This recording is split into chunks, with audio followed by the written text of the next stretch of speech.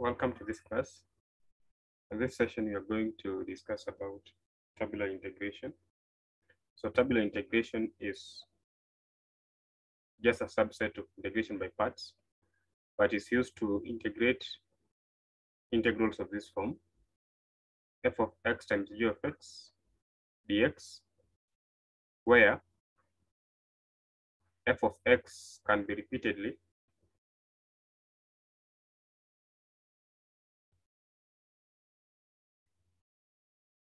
differentiated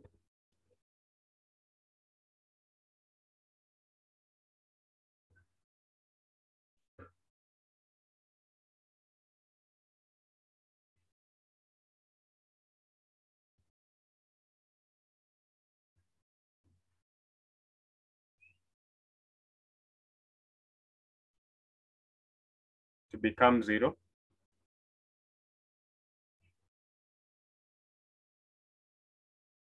and g can be integrated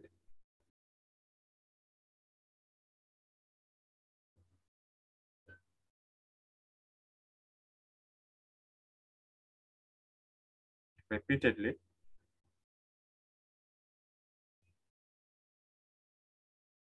without difficulty.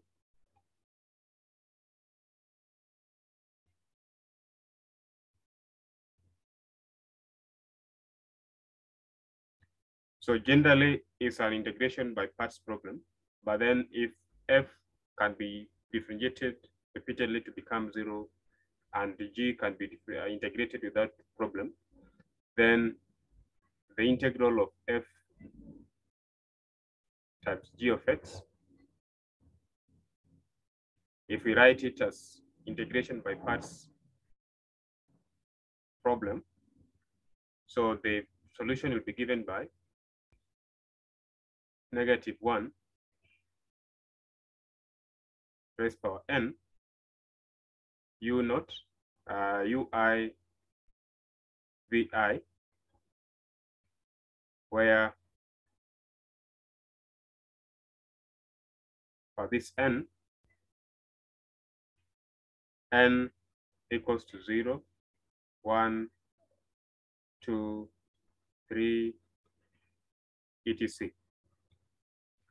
So that if we are to write a few terms, this will be u naught, v naught, plus u minus u1,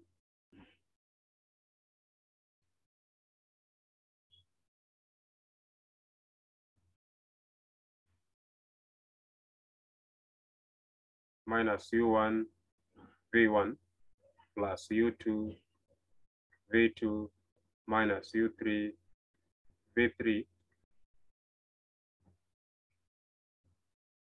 minus 1 raised power I ui vi. So that is how we set up the integration by tabular method process. Let's demonstrate on a problem. Example: evaluate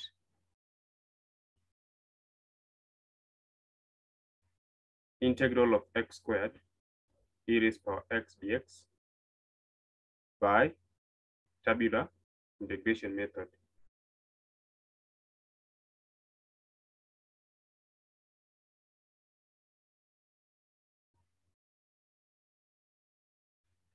So we see that this integral, or our integrand, can be written as f of x times g of x dx. So I have x squared e raised power x dx. So this becomes our u. This other part becomes our dv.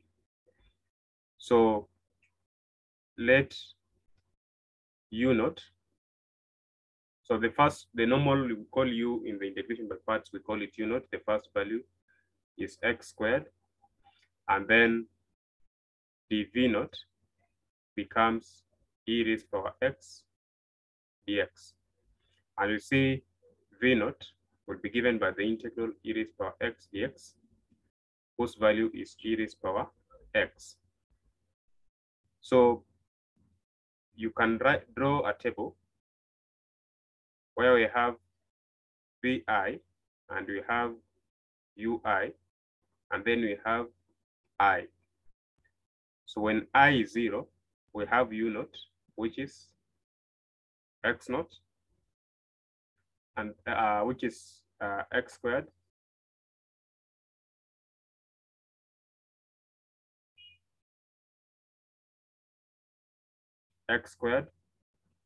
and then this is e raised power x. So remember, in this process, the u column is differentiation process. Here is differentiation, while to get the v column is integration problem.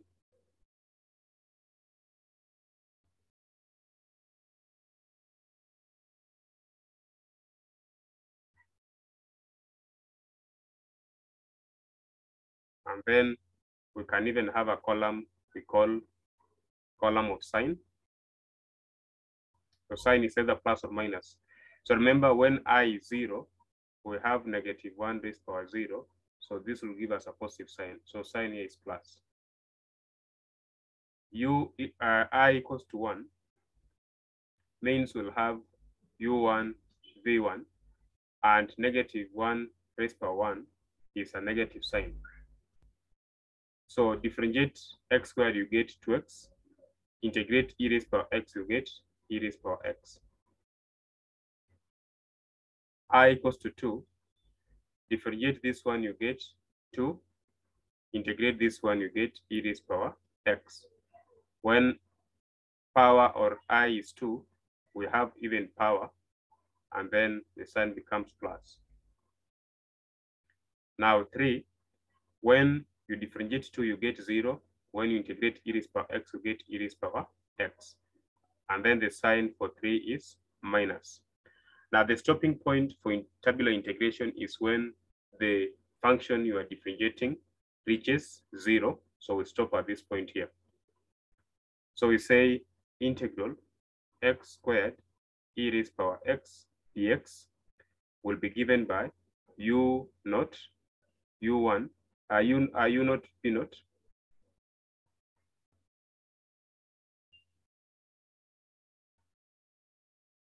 u naught, v naught, minus u1, v1, plus u2, v2, and then minus u3, v3. So just stop at 3 because this value has given us 0. So the subsequent values that follows after this would still be 0. So that's the stopping point. So u naught is x squared, v naught is e raised power x, minus u1, this one is 2x, you multiply by e raised power x, plus u2, this one when I is 2, so we have 2 e raised power x. And in fact, we don't have even to write this one because already the 0 times e raised power x is just 0. So therefore, in fact, this was the stopping point. You don't have to have the term 3. And then, because it was an indefinite integral, you add a constant of integration, c. So therefore, that will be the solution to the value of integral of x squared e raised power x. And then number 2, if we have integral of e raised power integral of x cubed e raised power x dx. So this is problem 2. So we just say this integration, we let this one to be u because it's the function that will differentiate, and then we reach a point 0. And then this other part forms what we call dv. So u naught becomes x power 3, and dv naught is e raised power x dx. Now, when you integrate this one, you get integral of e raised power x dx will give us our v naught. So v naught will be e raised power x. Remember, for v is integration process. process, while for u is differentiation process.